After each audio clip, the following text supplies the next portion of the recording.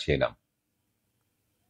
ভিডিওর শুরুতেই অনুরোধ করে রাখছি, যে বিষয় নিয়ে আজকে ভিডিও, সেই বার্তা সমগ্র কর্মচারী শিক্ষক মহলে পৌঁছানো দরকার। আপনারা অবশ্যই বক্তব্যের সাথে সহমত হলে দায়িত্ব নিয়ে শেয়ার করে ফেসবুক, হোয়াটসঅ্যাপে সকলের কাছে পৌঁছে দিন। আপনারা জানেন যে ডিএ মামলা, যেটা সুপ্রিম কোর্টে চলছে, প্রায় 2.5 বছর হয়ে গেল, তার শুনানি হয়নি। আমরা সম্প্রতি সেই মামলায় ইম্পিড অ্যাপ্লিকেশন করে যোগ দিয়েছি। সুপ্রিম কোর্ট জানিয়েছে যে আমাদের বক্তব্য তারা শুনবেন।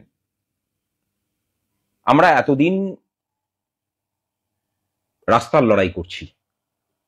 রাস্তার লড়াই মূলত আমরা কেন্দ্রীভূত রেখেছি রোপা 2019-এর যে বকেয়া মহার্ঘ ভাতা, সেটাকে নিয়ে। আমরা আন্দোলন শুরুর আগে মহার্ঘ ভাতা প্রায় বন্ধ ছিল। আন্দোলন করে সেই বন্ধ হয়ে যাওয়া চাকাটাকে ঘুরিয়ে অনেকটা আদায় করা গেছে, যদিও বকেয়ার পরিমাণ কিন্তু এখনো অনেক বেশি। কিন্তু যখনই সরকারের সাথে এই বিষয় নিয়ে আলোচনায় বসেছি অথবা আদালতে গেছি, শুনতে হয়েছে যে এই বিষয়টা তো সুপ্রিম কোর্টে পেন্ডিং আছে। এমনকি শাসক দলের মুখপত্ররা কথায় কথায় মিডিয়ার সামনেও এই কথাটা বলেন। আমাদের তখন মনে হলো এবং কর্মচারীদের দাবি ছিল যে সংগ্রামী যৌথ মঞ্চ এই মামলায় পার্টি অ্যাড হোক। আমরা যোগ দিয়েছিলাম।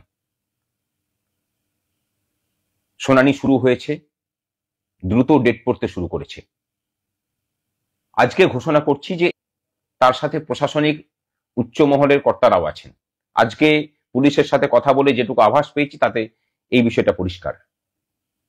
এই মতো পরিস্থিতিতে আমরা পিছিয়ে